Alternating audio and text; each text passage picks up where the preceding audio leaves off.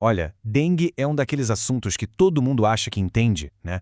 Mas a verdade é que, com esse aumento absurdo de casos que a gente tem visto, fica muito claro que existem alguns perigos e principalmente informações cruciais que a maioria das pessoas simplesmente não conhece. Então, bora mergulhar fundo nisso para entender o que realmente está acontecendo. Para a gente ter uma noção do tamanho do problema, olha só esse número. Mais de 3 milhões de casos. Isso só no Brasil até abril de 2024. Para colocar em perspectiva, isso é quase o dobro do recorde anterior, que foi para o ano inteiro de 2015. A gente está falando de uma epidemia em uma escala gigantesca. A grande questão é, onde é que está o verdadeiro perigo da dengue? Porque ele não está só na primeira picada, e definitivamente não está onde a maioria das pessoas imagina. Existem alguns segredos, tanto do vírus quanto do mosquito, que mudam completamente o jogo de como a gente deveria se proteger. Então, o nosso roteiro aqui vai ser o seguinte. Primeiro, vamos desvendar o paradoxo da imunidade da dengue. Depois, entender por que uma segunda infecção pode ser bem mais perigosa. Aí vamos revelar um comportamento secreto do mosquito que pouca gente conhece. E com tudo isso em mãos, a gente monta um plano de prevenção que seja de fato mais inteligente. Bom, vamos começar com uma das coisas mais, digamos, contra-intuitivas sobre a dengue. A gente tem aquela ideia de que, pegou uma doença uma vez, está imune, certo? Bom, com a dengue a história é bem mais complicada. E o pulo do gato está aqui. Não existe o vírus da dengue. Existem, na verdade, 4 variações, que a gente chama de sorotipos. Pensa neles como se fossem 4 primos da mesma família, parecidos, mas com diferenças suficientes para enganar o nosso sistema imunológico. E o que isso quer dizer na prática? Bom, como todos os 4 sorotipos circulam aqui no Brasil, uma mesma pessoa pode, sim, pegar dengue até 4 vezes na vida, uma vez para cada sorotipo. Cada infecção é um evento totalmente novo para o corpo. E é aqui que a coisa fica perigosa.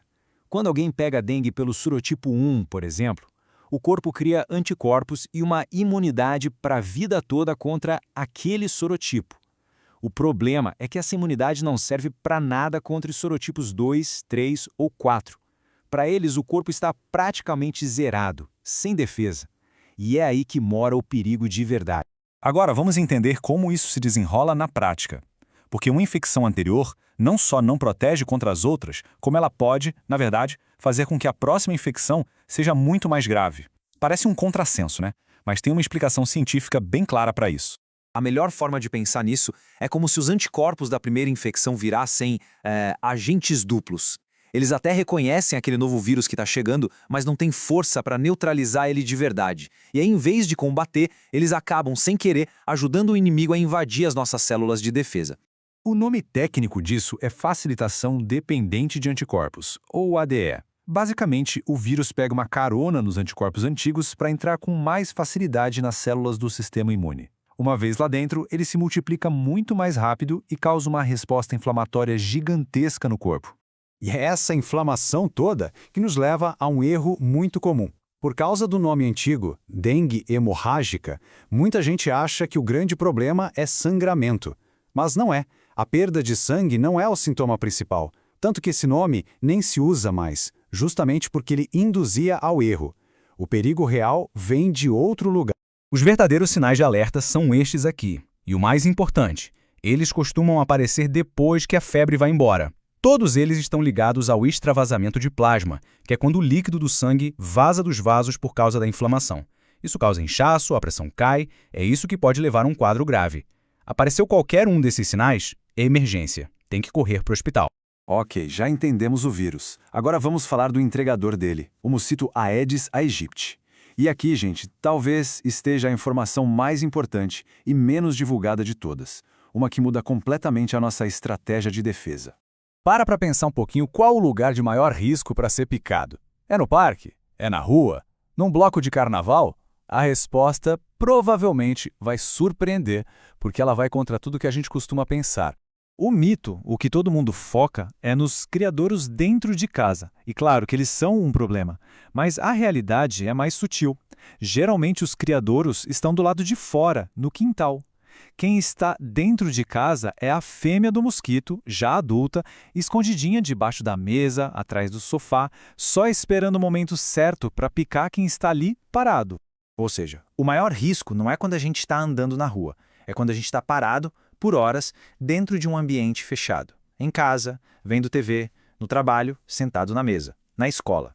O mosquito é esperto, ele prefere um alvo fácil e imóvel num lugar protegido. Passar repelente só para sair de casa ajuda, mas o crucial mesmo é estar protegido dentro desses lugares. Beleza? Agora que a gente entende melhor como o vírus e o mosquito agem, dá para montar um plano de prevenção muito mais eficaz, focado em proteger onde o risco é de fato maior. A estratégia fica bem lógica, né? Se o risco maior é ficar parado dentro de um cômodo, a melhor defesa para esse cenário é o repelente de tomada. Ele cria uma nuvem de proteção constante no ambiente. Agora, se não tem tomada, ou a pessoa está se movendo ou ao ar livre, aí o repelente de pele é indispensável. E claro, a lição de casa de sempre: eliminar água parada no quintal continua sendo fundamental para reduzir a população de mosquitos.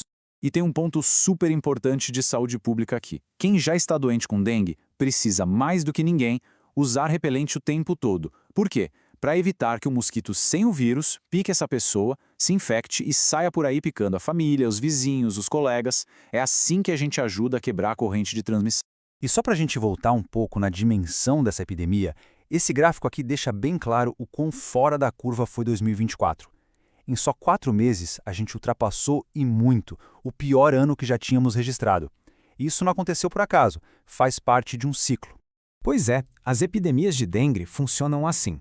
Elas são explosivas, mas depois passam. Depois de um ano, como 2024, muita gente fica imune aos sorotipos que circularam. Então, o ano seguinte, 2025, deve ser mais calmo. O problema é que essa imunidade coletiva vai diminuindo e, em 2 ou 3 anos, o cenário está pronto para um novo surto, talvez com um sorotipo diferente.